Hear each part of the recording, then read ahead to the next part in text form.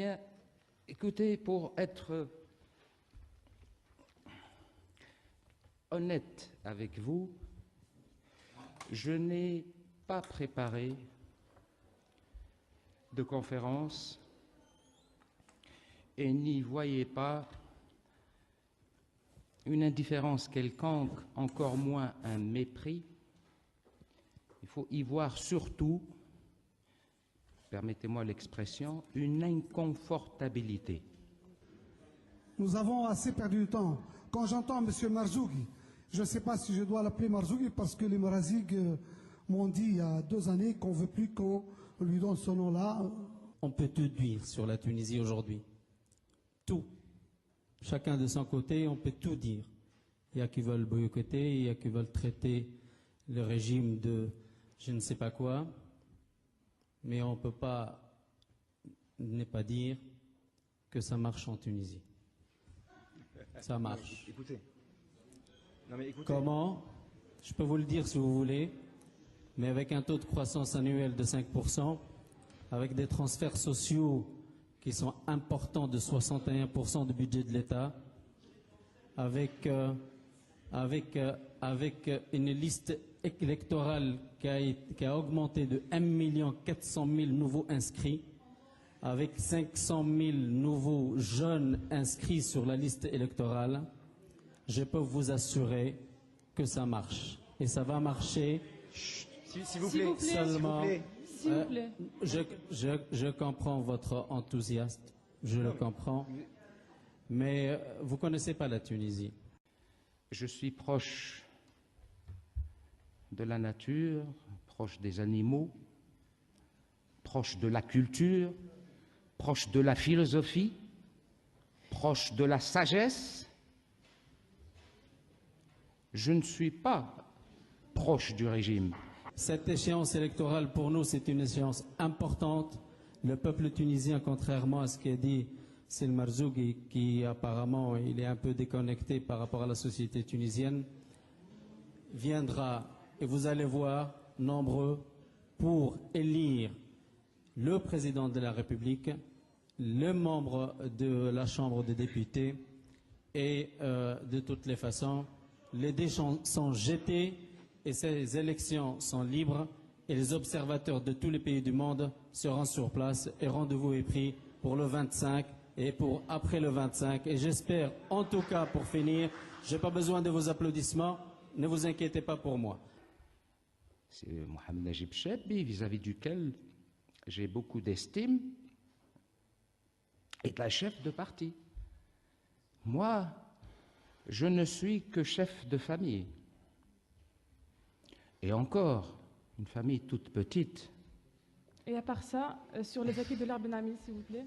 Je veux dire, par rapport aux acquis, alors je ne me défile pas, non. Proche du régime, ça n'a pas de sens en termes de sciences politiques, parce qu'il y a, me semble-t-il, des étudiants de Sciences Po ici. Ça n'a aucun sens. Ce que je conteste et ce que je regrette, c'est que cette misère humaine qui existe soit exploitée à des fins politiciennes. C'est ça qui me fait mal au cœur. Enfin, je vous arrête. Vous savez que Excusez-moi, monsieur Khalfala. Oui. Je vous arrête. Le régime aussi joue beaucoup sur les chiffres pour expliquer qu'il fait beaucoup de choses pour les Tunisiens. C'est la règle du jeu. Absolument. Vous ne pouvez pas empêcher les gens de souligner ce qui ne va pas dans un pays. C'est le rôle de l'homme politique. C'est normal. Par rapport aux acquis, régime, pardon, parce que ça aussi c'est un mot qui me dérange. Moi, je préfère parler d'État plutôt que de régime. Si ce régime Vous êtes a venu pour été parler des acquis de l'ère Ben Ali. Est-ce que vous allez en parler ou non? Parce qu'il vous reste exactement 3 minutes. Vous pouvez huer, vous pouvez applaudir M. Marzouki comme tout à l'heure, mais il ne faut pas vous traîner derrière ce discours.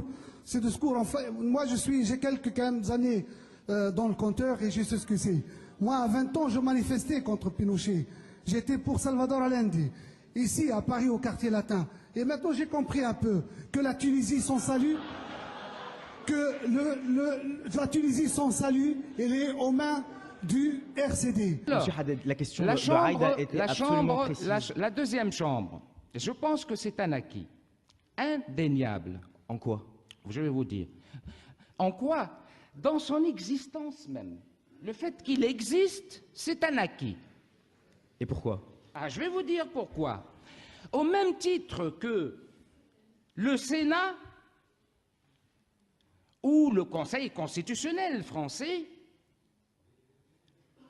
a été créé par la France, par De Gaulle, au même titre. C'est-à-dire le fait qu'il existe, théoriquement, c'est un grand acquis. Vous savez, excusez-moi, excusez-moi, non, je suis obligé de vous corriger d'emblée. Le Conseil constitutionnel a été créé par De Gaulle pour limiter le rôle du Parlement.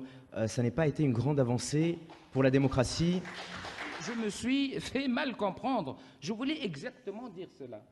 C'est un acquis parce que cette instance a le temps de croître, a le temps de s'alimenter, a le temps de devenir consistante, a le temps de jouer le rôle auquel l'appelle sa vocation.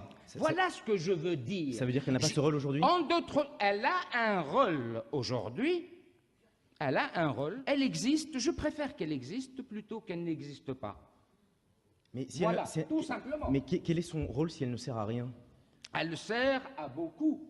Et par exemple? Par exemple, elle sert à ce à quoi sa sœur jumelle en France servait.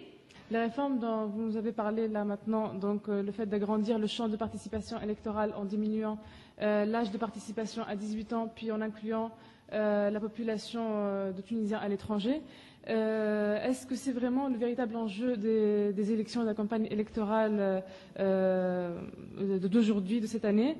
Je vais résumer ça par une question extrêmement simple. Pensez-vous qu'aujourd'hui, les scores supérieurs à 95% sont crédibles? La question, elle se pose. Des scores supérieurs à 95 ou à 99%. Elle se pose la question. Est-ce qu'on peut essayer d'y réfléchir calmement? Est-ce qu'il y a une hypothèse, ou en tout cas, est-ce qu'il y a une explication à des scores comme cela? Il doit y avoir une explication rationnelle. Est-ce que c'est au niveau des citoyens qui ne voient pas d'alternative ailleurs et qui votent à plus de 99% pour Ben Ali? Est-ce que c'est au niveau des gouverneurs qui veulent faire du zèle ou à ceux qui sont dans le bureau de vote, qui sont chargés de vérifier les élections et qui font mal leur travail? Donc, ça doit coincer quelque part. Où est-ce que ça coince? Je ne peux pas répondre à une question pareille. Je ne sais pas où ça coince. Mais ça coince. Puisque vous dites que ça coince. Alors, demandez aux électeurs qui ont voté. Ils vont vous dire pourquoi ils ont fait ce choix.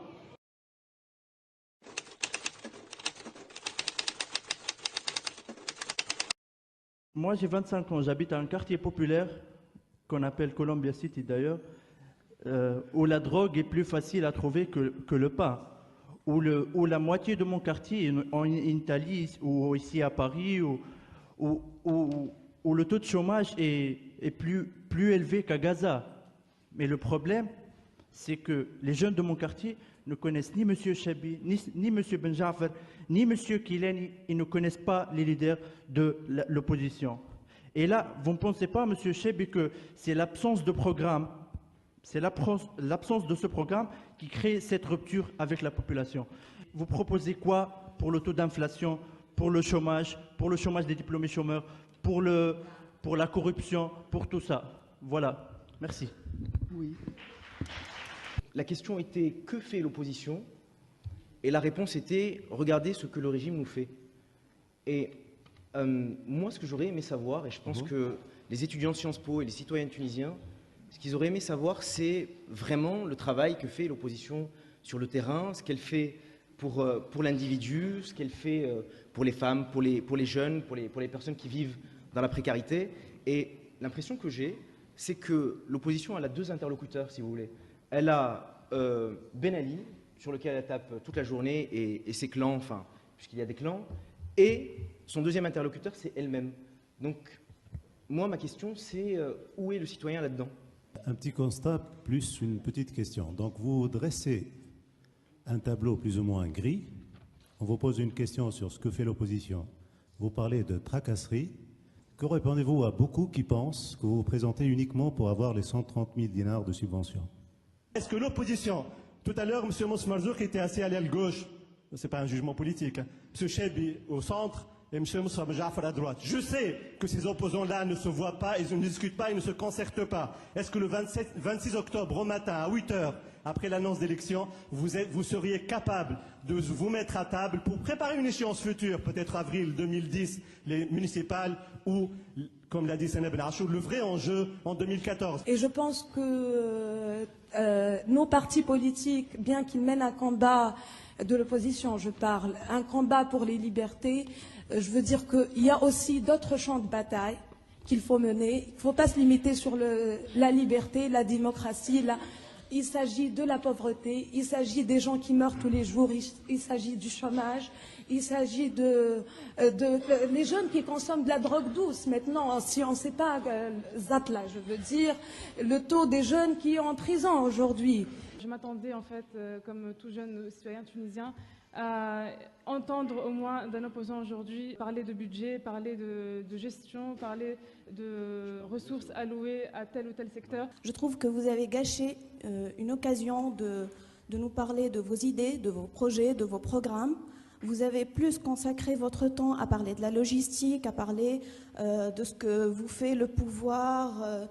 Moi, je ne fais partie d'aucun parti politique tunisien et je m'attendais aujourd'hui à avoir des idées diversifiées, que ce soit du pouvoir ou de l'opposition, pour pouvoir faire un choix.